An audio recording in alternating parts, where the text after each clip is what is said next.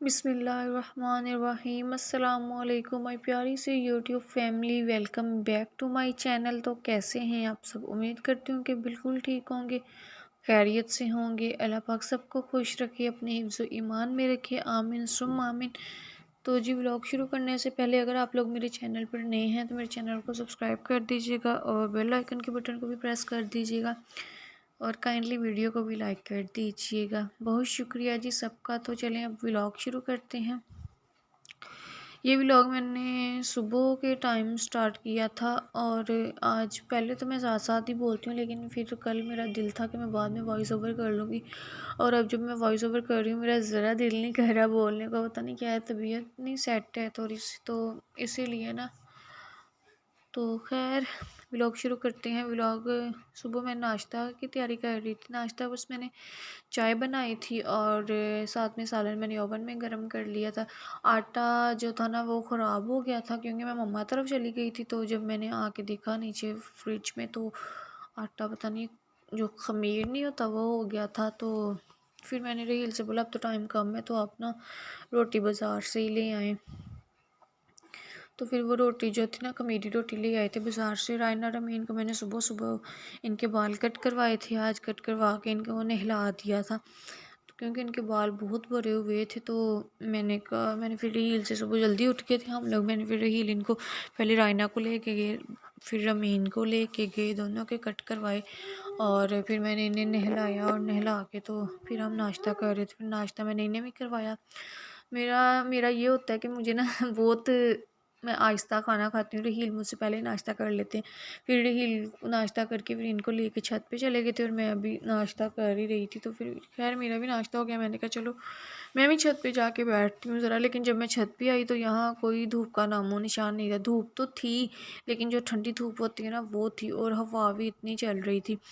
तो मैंने कहा इनको नहलाया हुआ है, अभी ठंड ना लग जाए। तो फिर हम इन्हें लेकर नीचे आ गए और नीचे आने के बाद मेरी तबीयत कल रात से ना काफ़ी डाउन डाउन मुझे लग रहा था। तो रहील कह रहे थे फिर मुझे बाद में टेंशन लगी रहनी है, तो हम पहले मेडिसिन लेके आए। फिर रहील रायना रमीन को लेके घर में ही थे और मैं ना एहसन के साथ, रहील का भतीजा ना उधर अब्बू की तरफ से, फिर मैंने उसे बुलाया था। मैंने कहा, रहील ने बुलाया, रहील कहते तुम ना अपनी चाची को लेके चले जाओ। फिर मैं उसके साथ डॉक्टर के पास चली गई थी। डॉक्टर जो मेरी डॉक्टर है वो तो काफ़ी दूर है, वहाँ तो जाने के लिए कोई बहुत टाइम चाहिए होता है। तो इसलिए फिर जो पास में भी डॉक्टर, वो भी बहुत अच्छी है, तो फिर मैं उसके पास ही चली गई थी। तो खैर उसने फिर मेडिसिन दी, बाकी तो उसने कहा था सब कुछ ठीक है। तो फिर मैं घर आ गई थी। घर आके रायना रमीन को रहील ने सुला दिया हुआ था इन्हें मैंने। तो फिर मैंने कहा चलिए अब मैं थोड़ा सा काम कर लेती हूँ, मुझे क्योंकि मेरा यही होता है कि ये सो रही है ना तो मैं ना कुछ काम कर लूँ। तो इन्हें फिर मैं बाहर आ गई थी। बाहर आके मैं देख रही थी कुछ काम करने वाला, काम तो काफ़ी करने वाले थे लेकिन वो अलग हुआ था दिल, सर्दियों में तो ज़रा दिल नहीं करता काम करने को, ना बाहर निकलने को। बंदा कहता बस चुप करके ना लेटा रहे और बस मोबाइल यूज़ करते रहे। खैर यहाँ मैंने रिंग लाइट निकाल के रखी थी। रिंग लाइट क्योंकि ट्रीपॉड जो है ना, आप लोगों को पता है, मैं पहले भी बताया कि किचन में जगह कम है तो इसलिए ना वो ऊपर नहीं रखा जाता और है भी वो छोटा। तो इसलिए फिर मैंने सोचा कि अब रिंग लाइट ना निकालती हूँ। मैंने रिंग लाइट ला के काफ़ी देर पहले रखी हुई थी लेकिन मैंने यूज़ ही नहीं की। फिर भाई इसे ले गया था अपनी तरफ और भाई ने भी वहाँ जाके वैसे ही रख दी थी।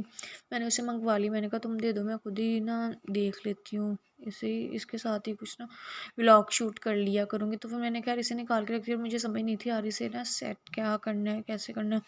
तो मैंने कहा चलो इसे बाद में टाइम निकाल के फिर देखती हूँ, क्योंकि रायना रमीन उठ गई थी और इन्होंने रोना शुरू किया हुआ था, भूख लग गई थी इन्हें। तो फिर मैंने इनके लिए जल्दी से चाय बनाई। चाय बना के मैंने चाय रस खिला रही थी। अभी मैं ना सोच रही हूँ, आप लोग बताइएगा कि आप मतलब अपने बच्चों को जिनके इतने इतने बच्चे हैं साल के, क्या क्या खिलाती हैं, क्या क्या देती हैं। मेरे साथ ज़रूर ये ना शेयर कीजिएगा, कमेंट सेक्शन में मुझे बताइएगा, क्योंकि मैं सोच रहा हूँ इन्हें ना कुछ और भी देना शुरू करूँ और अभी मुझे ना कुछ माइंड में नहीं आ रहा। तो खैर देखेंगे फिर। और आप लोग मुझे अपने कमेंट सेक्शन में अपने बारे में ज़रूर बताइएगा कि आप बच्चों को क्या क्या खिलाती हैं, तो इससे फिर बंदे को ना आइडिया हो जाता है। खैर फिर यहाँ शाम हो गई थी और शाम को मैंने बाहर आई, किचन कुचन साफ़ किया, सारा बर्तन धोए, बर्तन धो के तो फिर इनको मैंने थोड़ी देर के लिए दोबारा सुला दिया था। मैंने कहा थोड़ा काम कर लो, और ये 2 दिन हो गए मैं मम्मा तरफ से आई थी और मेरे बैग वैसे के वैसे ही फटे थे।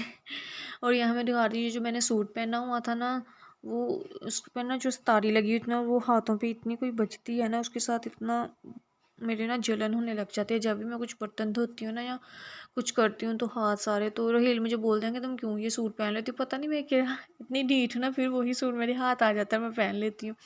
तो मैंने सोचा अब नहीं मैंने पहनना। मैंने कहा अब नया लिया, बंदा पैसे तो पूरे कर ले 2-3 बार पहन के।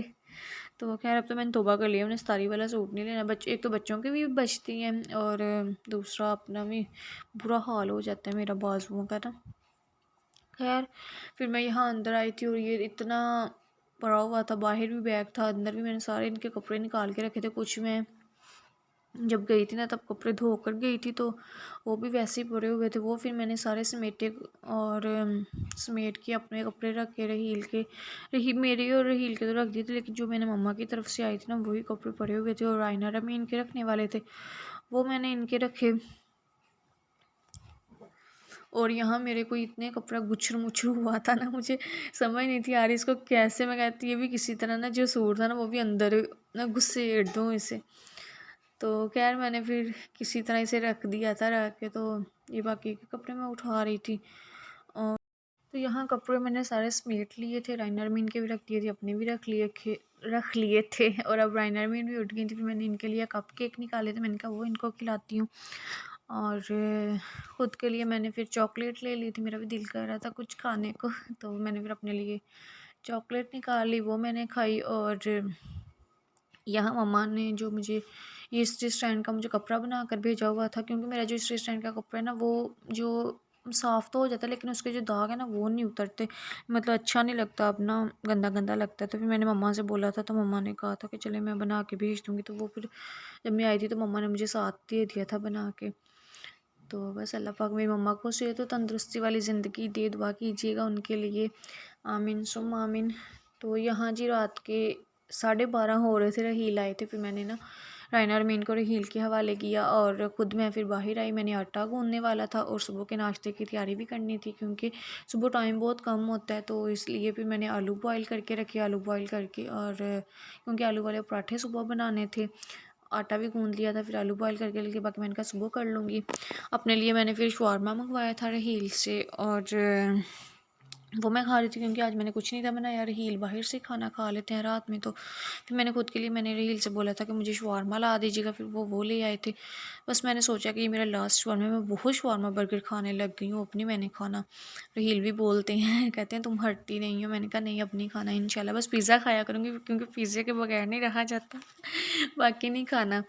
तो इंशाल्लाह मैंने नहीं खाना, हाँ नहीं खाना। तो खैर जी व्लॉग को करते हैं हम यहाँ पे एंड। काफ़ी टाइम हो गया था, 1 बज गया था। अगर आपको वीडियो पसंद आई है तो लाइक कर दीजिएगा, प्यारा सा कमेंट कर दीजिएगा, चैनल को भी सब्सक्राइब कर दीजिएगा। मिलती हूँ आपको अपनी नेक्स्ट वीडियो में, तब तक के लिए अपना ख्याल रखिएगा, हमें दुआओं में याद रखिएगा। बहुत सारा प्यार सबके लिए। अल्लाह हाफिज़।